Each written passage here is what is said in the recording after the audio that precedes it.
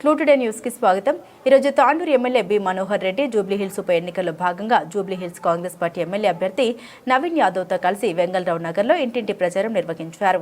నవీన్ యాదవ్కి చేతి గుర్తుకి మీ అమూల్యమైన ఓటు వేసి గెలిపించాలని ప్రచారం నిర్వహించారు.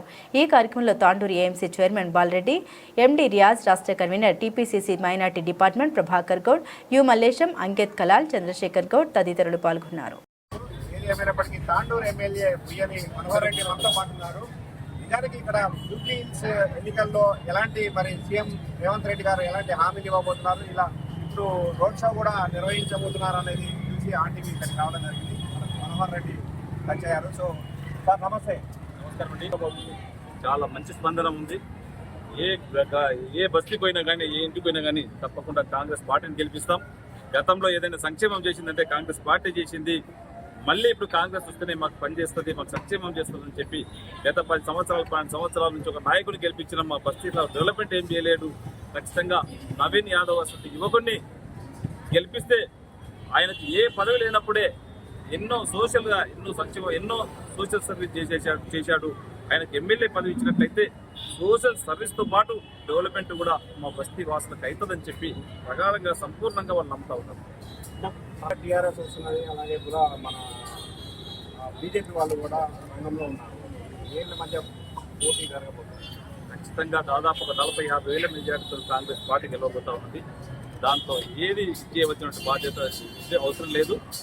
సెకండ్ పార్టీ బీజేపీ ఉంటుందా, టీఆర్ఎస్ ఉంటుందో వాళ్ళు డిసైడ్ చేసుకోవాల్సిన అవసరం వస్తుంది.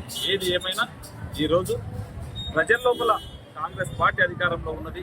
ఏదైతే మళ్ళీ డెవలప్మెంట్ చేస్తామో ఈ 2-3 నెలల కాలంలోనే దాదాపు 200 కోట్ల వరకు ఇప్పటికీ డెవలప్మెంట్ చేయడం జరిగింది. మళ్ళీ గౌరవ ముఖ్యమంత్రి గారు ఉన్నారు. మా బస్తీలు డెవలప్ కావాలంటే, జూబ్లీహిల్స్ డెవలప్ కావాలంటే ఖచ్చితంగా కాంగ్రెస్ గవర్నమెంట్ రావాలా, కాంగ్రెస్ పార్టీ గెలిపిస్తామని చెప్పి వాళ్ళు డిసైడ్ అయిపోయి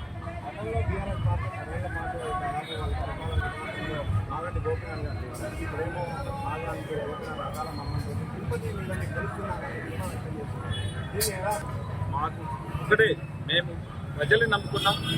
ప్రజలకు కావాల్సినటువంటి సంక్షేమ పథకాలు పనులు చేస్తూ ఉన్నాం. మేము చేసినటువంటి డెవలప్మెంటే కానివ్వండి, చేయబోయే డెవలప్మెంటే కానివ్వండి, మా గౌరవ ముఖ్యమంత్రి గారు ఏదైతే సంక్షేమ పథకాలు చేస్తూ ఉన్నారో వాడిని మేము నమ్ముకున్నాం. తప్పకుండా నవీన్ యాదవ్ కూడా దాంతోపాటు సోషల్గా పదవి లేనప్పుడు కూడా చాలా సోషల్ చేశాడు కనుక రెండు తోడై ఖచ్చితంగా కాంగ్రెస్ పార్టీని గెలిపిపోతా ఉన్నారు. కాంగ్రెస్ పార్టీ గెలవబోతా ఉన్నది. వ్యక్తులు ముఖ్యం కాదు, పార్టీ ముఖ్యం. ఖచ్చితంగా గౌరవ ముఖ్యమంత్రి గారు ఉన్నారు. వారి సహకారంతో నవీన్ యాదవ్ గెలవబోతాం. జూబ్లీహిల్స్ అందాల మేడలు లైటింగ్లతో కనబడితే మనకు పక్క బస్తీ కనబడతా ఉంటుంది.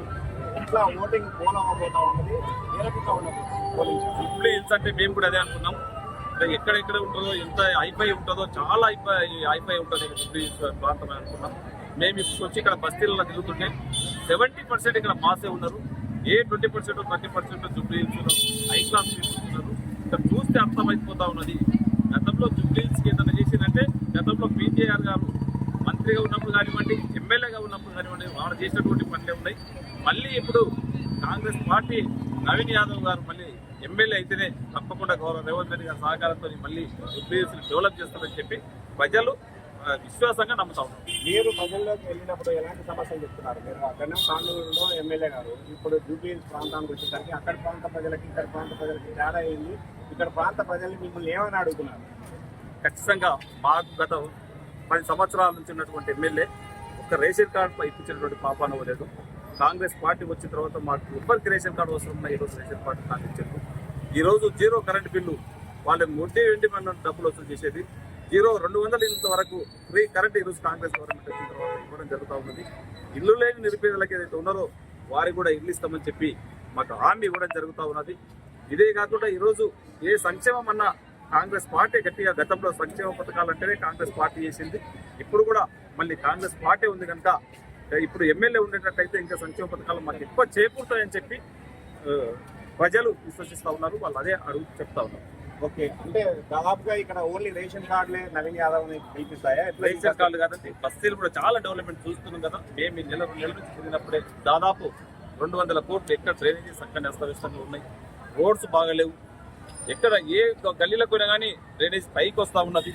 వాళ్ళు అడుగుతా ఉన్నారు, మాకు డ్రైనేజ్ ఎన్ని సంవత్సరాల నుంచి చెప్పినా పట్టించుకోలేరు. ఖచ్చితంగా మేము నవీన్ యాదవ్ని గెలిపిస్తాం. మాకు ఇక్కడ ఉన్నటువంటి డ్రైనేజ్ సౌకర్యం చేయండి. మాకు ఇక్కడ రోడ్లు బాగాలేవు, ఆ రోడ్లని మీరు పునరుద్ధరించండి. ఇక్కడ ఎలక్ట్రిసిటీ వైర్లు అన్ని కూడా మా ఇళ్ళ పైన పడతా ఉన్నాయి, దాన్ని కూడా కొంచెం షిఫ్టింగ్ చేసి జనాలందరూ కూడా స్వచ్ఛందంగా మేము రోడ్ షోలో పాల్గొంటాం, కాంగ్రెస్ పార్టీకి సంఘీభావం చెప్తాం, కాంగ్రెస్ పార్టీని గెలిపిస్తామని చెప్పి స్వచ్ఛందంగా ఈరోజు రావడం జరిగింది. ఈ రోడ్ షోతోని ఏదన్నా నిన్న మొన్న అటు ఇటు ఉన్నా కానీ వార్ వన్ సైడ్ అన్నట్లు కాంగ్రెస్ గెలుపు దాదాపు మేము అనుకున్నాం 20,000 మెజార్టీతో గెలుస్తుందేమని. ఈ రోజు 50,000 మెజార్టీతోని నవీన్ యాదవ్ గారికి గెలుపు ఖాయమైందని చెప్పి ఘంటాపదంగా ధీమతో ఈరోజు చెప్తాం. అంటే ఇప్పుడు కేటీఆర్ కూడా సీక్రెట్ లో ఆయన రోడ్ షో నిర్వహిస్తున్నారు, ఎట్లా ఉంటుంది? వాళ్ళ రోడ్ షోలు వాళ్ళని నమ్మకనే వాళ్ళు ఏదైతే 10 సంవత్సరాల నుంచి చేసిండ్రో వాళ్ళు చేసినటువంటి